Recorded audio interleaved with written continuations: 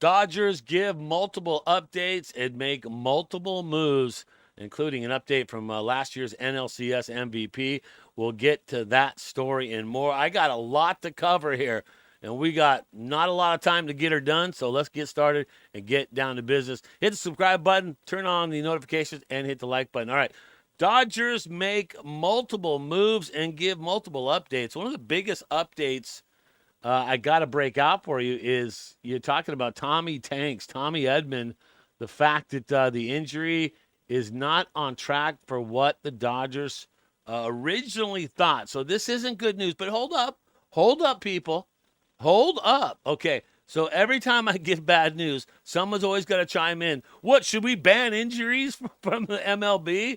What, I've been called Chicken Little before because the sky's falling, right? Because I give you bad news, I usually give you good news too, but I'm going to bring out the stuff that's happening that's negative, okay? So just deal with it. Don't get upset at me. I'm not trying to bait you. I'm just telling you the bad news, and I'm giving you the good news as well. It's like the medicine with a spoon of sugar, right? Is that a spoonful of sugar? Is that how it goes down? The spoonful of sugar makes the medicine go down? All right. Let's get down to business first off, and let's talk about Tommy Tanks. What is going on with Tommy Tanks? Do not like this, okay? Once again, I'm not panicking. Don't think my passion is panic, okay? Here's what Robert specifically said about Edman's return this weekend. It's unlikely. It's not going to happen. So if those of you are holding out thinking that Edman's going to play this weekend, ain't going to happen. Brad Stradamus predicts he will not. The utility man's right ankle is just not responding as quickly as the team has hoped. Dodger skipper has changed his tune surrounding Edman's status, giving just a few days earlier. Robert said did not expect the utility man to miss much time. What? Robert's flip-flopping on an injury? No way. Never heard of that. All right? So that's the story right there. And I don't know what you think. Edman, here's what he's been doing right now. Edman is hitting .252 with 8 home runs and 24 RBIs this season.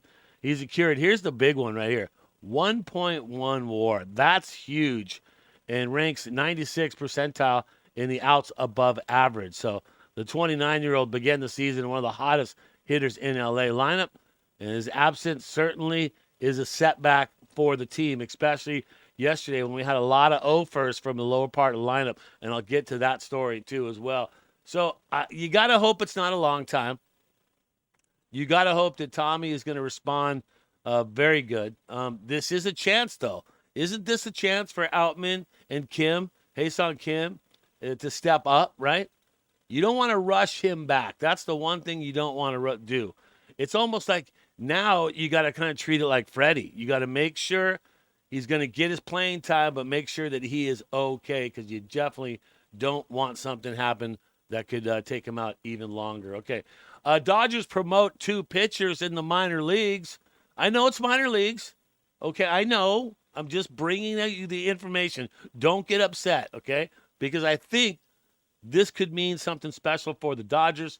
I'm talking about Sean Lennon. He's only 20 years old, but the dude's been turning heads. He's got a 44% strikeout rate, a 121 ERA, a .84 whip, and a 146 average against him through 29.2 innings with the Quakes. The Dodgers signed Lennon to an amateur contract. They did it out of Colombia back in January 2022.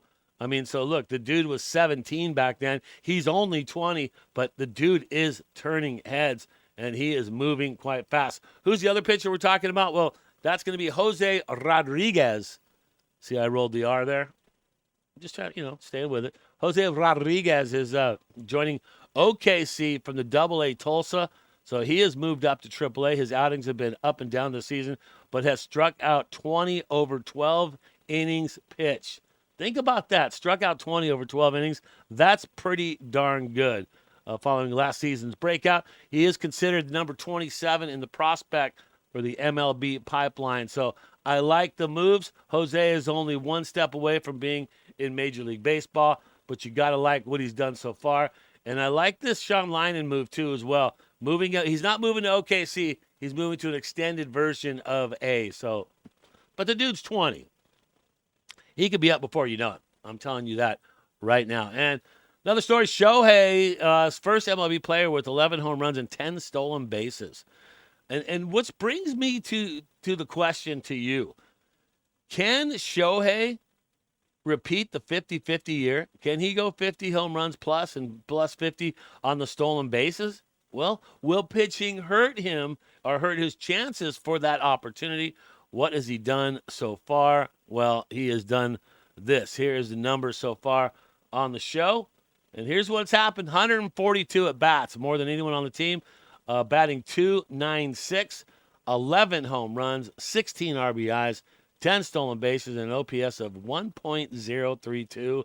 That's big stuff. So I don't know what you think on this one, but what I think on this one, I think it could hurt his chances, but already with numbers like that, 11 home runs, 10 stolen bases, you got to think 50-50 is around the corner, especially if he doesn't, let's say he doesn't even pitch till June or July or something like that, because I don't think he's pitching before June. That's 100% from what I get from Roberts on this one. I don't think he's pitching then. But will it hurt his opportunity? And can you imagine going back-to-back 50-50?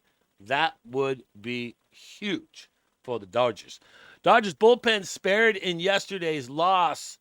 And this goes back, okay, I'm not going to nitpick. Well, I am going to nitpick. Okay, so what was different about this start for Yamamoto than the last start? Well, it's about the 5-day rest versus 6-day rest. You know that's going to come up, okay?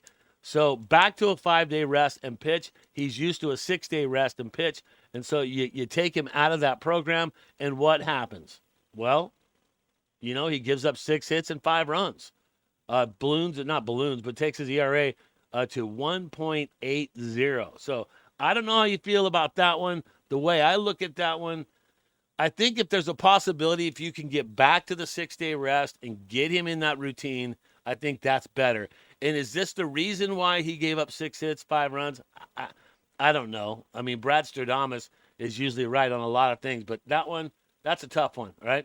But I will say this, watch out for Arizona Diamondbacks, because that's a team that we're going to want to kind of have to keep an eye on. I think they're better than the Padres 100%. But I also think that Yamamoto needs to have that 6-day rest. And whether that, I mean, if you give him the 6-day rest and he comes out and he's lights out, then who's right on that one, right? All right. Lower part of the lineup struggles. Man, that is just, okay. So let me break it out for you. Lower part of the lineup, Kim was 0 for 4 last night. Also had 3 strikeouts, and it looked like he was swinging at bad pitches, a little bit like spring. So that's a little bit alarming. Our pitcher's getting his number and getting him to chase. I don't know. Outman was 0 for 2. Conforto, man, this is troubling. 0 for 3.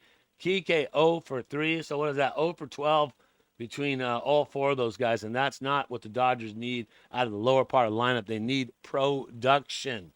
Production. That's what they need. All right. Well, tonight, it's a chance to get the ship right. And you got Sasaki going at it with Rodriguez. Ed Rodriguez. I think he's 1-4 against the Dodgers. But Sasaki, he needs to come out and he needs to pitch well. He really needs to pitch well. Will he have a short leash on him? I'm not sure how Roberts is going to look at this, being that he's only on 5-day rest and not the 6-day rest. And I don't care, whatever your opinion is on that, it's something. But one thing I will predict right now, hold up, let me just get to this. Brad Stradamus is predicting, here's the guys going to be playing, okay? Here's the guys that Roberts will put in the game. It's not been official yet, but I'm going to tell you right now, Taylor is going to get a start tonight. He's batting .429 against Rodriguez, so I bet you anything he gets in, right? Conforto is batting .400 against Rodriguez. And if you want to get him out of his funk, I think that's the opportunity to get him in the mix. He's batting .400, so I'm predicting he will play. Freeman's batting .500 against Rodriguez, so he's in. Kike, you got to think, is going to get a start too. He's batting .455 against Rodriguez. And Miggy Rojas is batting .667 against him. So Brad Stradamus predicting Taylor, Conforto, Freeman, Kike, Rojas will be in the starting lineup today. I can I can almost guarantee it. Because if a guy is struggling for the Dodgers and he's having trouble, right? And you got Doc is looking at this stuff. Roberts likes to take advantage big time of guys that are struggling. And when they got a new guy pitching and they've done good against him in the past, that is your perfect opportunity to put a struggling guy in there to face a guy that they've had success with. So it's not some, big thing. It's not this massive, huge thing, but I'm going to predict Taylor will get in there. Conforto, Freeman, and Kike and Rojas will get the start tonight. Could I be wrong? Sure, but that rarely happens. Brad Stradamus is nearly always right. Hey, that's going to do it for Dodgers Digest. I know it was a long one. Thanks for tuning in, always being part of it. Hit the subscribe, hit the like, turn on notifications. Always be fast of the most information, Dodger information, in 10 minutes that you're going to get anywhere on the web. That's going to do it. Dodgers Digest. I'm Brad J. Always remember, as you go through the day, to just think Dodger Blue. Let's go, Dodgers.